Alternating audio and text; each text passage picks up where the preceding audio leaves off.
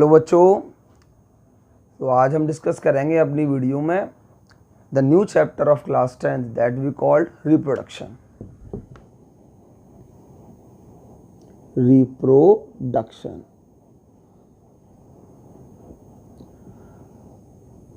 सबसे पहले सबसे जरूरी बात जो हम यहाँ डिस्कस करना चाहेंगे दैट इज दैट कि every organism have a natural birth but its death is not unnatural. Maybe it unnatural or may not be. किसी भी ऑर्गेनिज्म का जो बर्थ होता है वो नॉर्मल होता है और उसकी डेथ नॉर्मल या एक्सीडेंटल कैसी भी हो सकती है। ऑर्गेनिज्म का उसके बर्थ से लेकर के और उसकी डेथ तक का जो पीरियड होता है वो कहलाता है लाइफ स्पैन। हर ऑर्गेनिज्म का अपना एक लाइफ स्पैन जो है ना वो बिल्कुल अलग होता है। एक डंकी का अलग है, एक मंकी का अलग है, हम ह्यूमंस का अलग है। लेकिन हमने ये देखा कि वो एक बहुत क्रूर व्यक्ति अलाउद्दीन खिलजी 80s में आया था, 70s में आया था, एग्जैक्ट तो मुझे पता नहीं। और वैसे ही टाइप के so much Khiljis that we are able to seeing today. अब बहुत सारे खिलजी हम देखते हैं। जब हमने बोला कि ह्यूमंस एवरेज 60 साल 70 साल में मर जाने चाहिए, तो किस तरह से ये निरे सारे जो है ना ये व्यवस्थाएं हमको अपने ऑल अराउंड दिख रही हैं। ये सारी व्यवस्थाएं जो हमें दिख रही हैं इसके पीछे दो कारण हो सकते हैं। या तो सभी ऑर्गेनिज्म जो है ना इमोर्टल हों, which is not so possible except some unicellular life forms having no natural death. और दूसरा रीजन ये हो सकता है कि इन सभी ऑर्गेनिज्म में कोई एक प्रोसेस हो रहा है, एक ऐसा प्रोसेस जिस प्रोसेस की वजह से जो है ना ये ऑर्गेनिज्म क्या कर रहे हैं, अपनी कंटिन्यूटी जो है ना वो अर्थ पे बना करके रखे हुए हैं। और yes, that process we called a reproduction. ये एक बहुत ही इसेंशियल प्रोसेस है जो अर्थ पर लाइफ की स्टेबिलिटी को बना करके रखा हुआ है। ठीक है ना।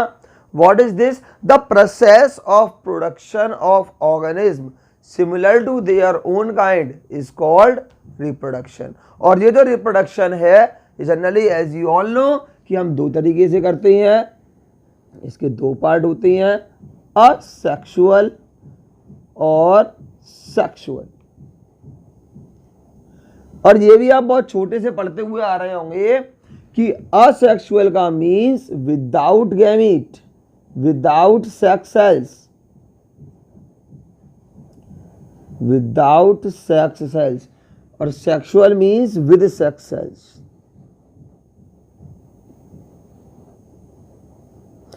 जो विदाउट सेक्स सेल्स के इन्वॉल्वमेंट से होता है वो असेक्सुअल, जिसमें सेक्स सेल्स का इन्वॉल्वमेंट होता है वो है आपके सेक्सुअल। ठीक है ना। तो ये बात यहां करना भूल जाएंगे कि भाई जिनमें दो पेरेंट लगे हैं वो सेक्सुअल, जिनमें एक ही पेरेंट लग रहा है वो असेक्सुअल। ये सब गई बात हो गई।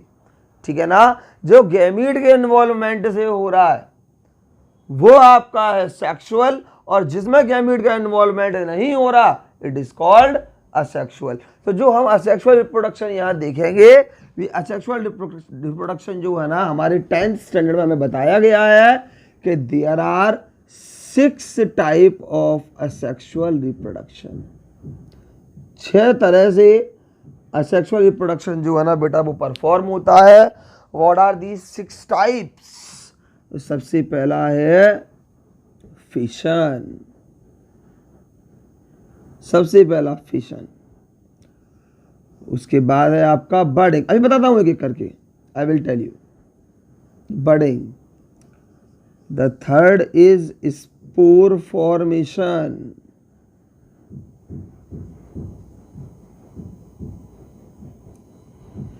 The next one is fragmentation.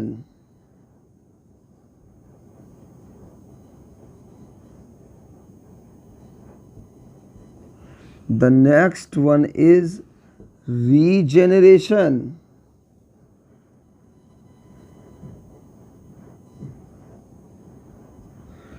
And the last one is vegetative propagation।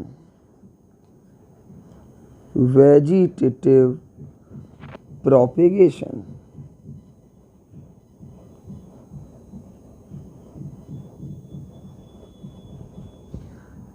अब देखिए, very first we will talk about the fission. अगर फिशन की बात करते हैं तो फिशन जो है ना हमारा एक तरह का सेल डिवीजन होता है, यानी माइटोसिस होता है बेटा। फिशन जो हमारा है वो आपका दो टाइप से हमने क्लासिफाई किया। पहला बाइनरी, बाय मीन्स टू, तो यानी एक सेल से दो सेल बनना, और the second one is multiple.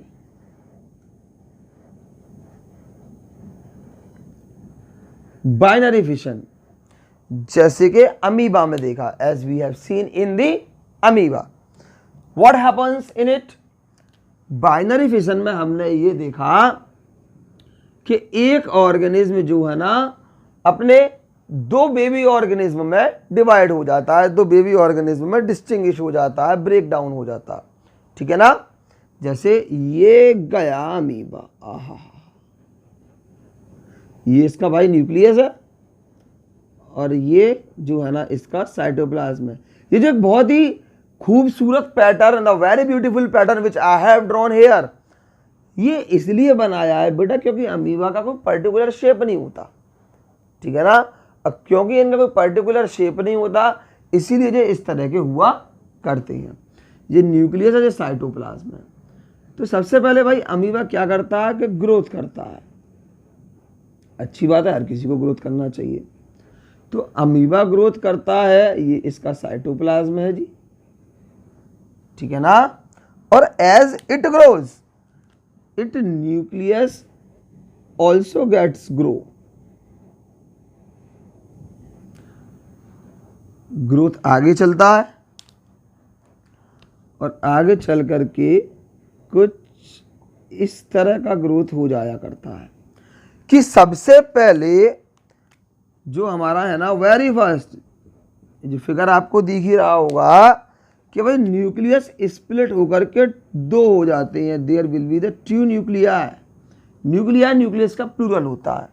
तो बेटा सबसे पहले न्यूक्लियस दो हो गए, और जैसे ही न्यूक्लियस दो हो गए बच्चों, तो फिर अमीबा एक रह के क्या करेगा, है कि नहीं। यहां पर दो छोटे छोटे छोटे छोटे दो मुन्ना अमीबा हमारे बन जाते हैं, बेबी अमीबा, डॉटर अमीबा, ठीक है ना। और इस तरह से ये हमारी जो चीजें जो है ना ये स्प्लिट हो जाया करती हैं। बात समझ में आ गई होगी। तो यहां क्या हुआ कि एक ऑर्गेनिज्म से दो ऑर्गेनिज्म बन गए by the means of cell division.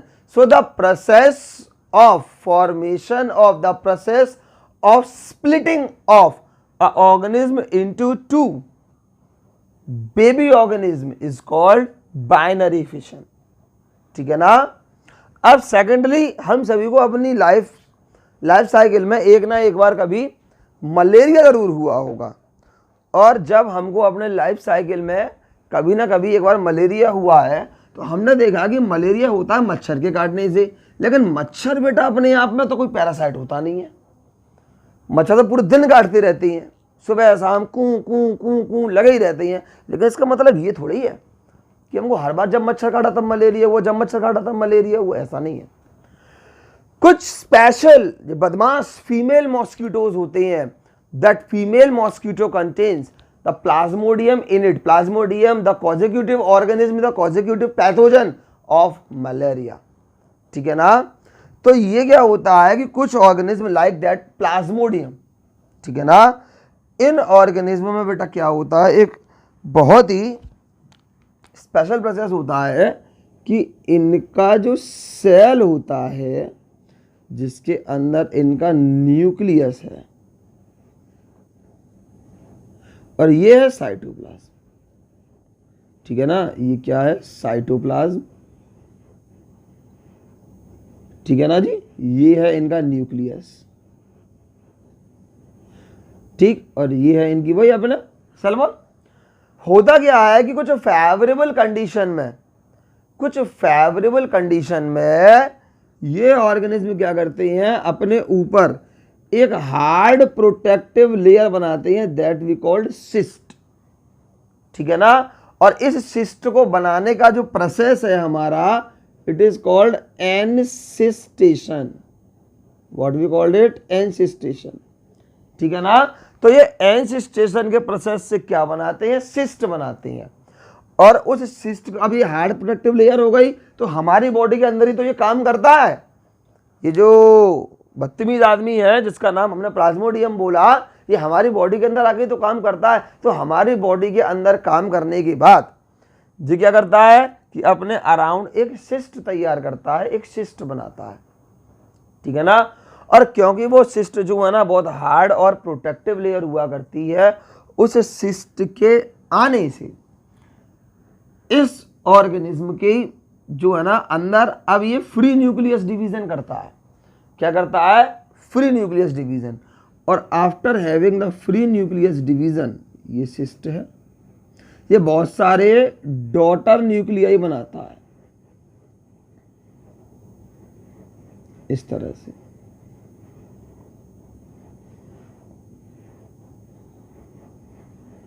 बहुत सारे बहुत डॉटर न्यूक्लियाई, मतलब बहुत सारे न्यूक्लियस बना देता है ये,